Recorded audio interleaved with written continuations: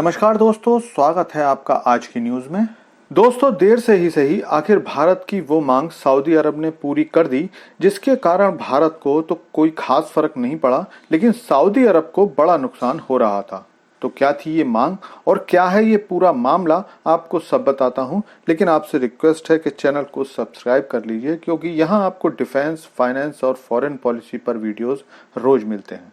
तो दोस्तों, पिछले 1.5 साल तक रूस से डिस्काउंटेड तेल खरीदने के बाद जब रूस ने उस हैवी डिस्काउंट को देने से मना किया, तो भारत के सामने वही पुरानी परेशानी सामने आ गई जो रूस यूक्रेन युद्ध से पहले थी, और वो थी एक मोटी विदेशी मुद्रा का तेल खरीद पर खर्च होना। लेकिन ये तेल उत्पादक देश अपनी मर्जी से सारे रेट तय करते हैं, इसलिए भारत को रूसी डिस्काउंट के बराबर छूट देने को कोई तैयार नहीं था।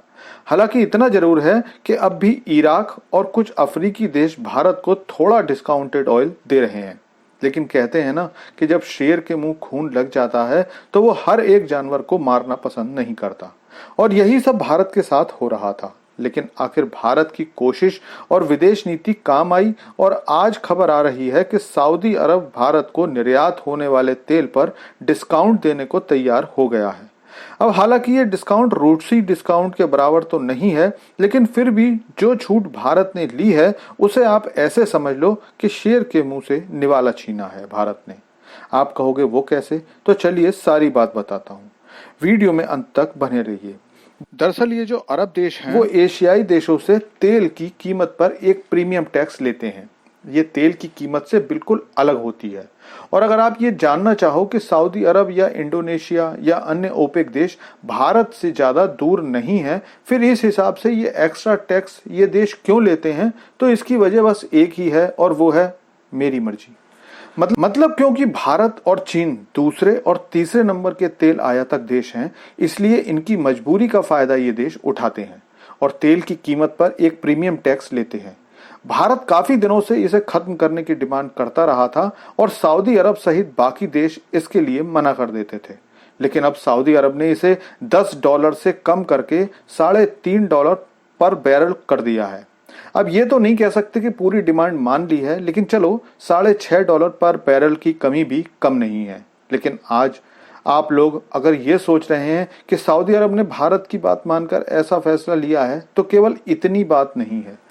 दरअसल सऊदी अरब कच्चे तेल पर आधारित अर्थव्यवस्था है, और रूसी तेल के कारण सऊदी अरब को बड़ा नुकसान हो रहा था, क्योंकि सस्ता तेल जब भारत और चीन को मिल रहा था तो वो महंगा तेल सऊदी अरब से क्यों खरीदते हैं। ऐसे में दो प्रमुख तेल आयातक देशों द्वारा तेल खरीद कम करने से सऊदी अर्थव्यवस्था में मंदी आनी शुरू हो गई।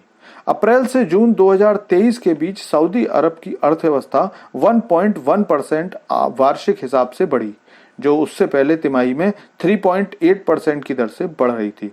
और ये तब हुआ जब पिछले दिनों आईएमएफ ने 2022 में सऊदी अरब को G20 देशों में सबसे तेजी से बढ़ती अर्थव्यवस्था बताया था। और ये सब क्यों हुआ?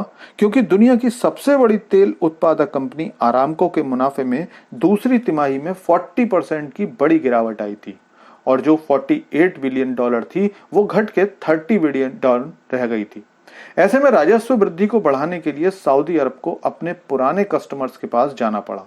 और सीधा खेल है बिजनेस का कि अगर ग्राहक विक्रेता के पास जाएगा तो माल महंगा मिलेगा, और विक्रेता ग्राहक के पास आएगा तो माल सस्ता बेचना होगा। और यही नियम यहाँ लागू हुआ था, जिसकी वजह से सऊदी अरब अब सस्ता तेल देने को तैयार हो गया है। तो दोस्तों, वीडियो अच्छी लगी हो तो लाइक जरूर कीजिएगा।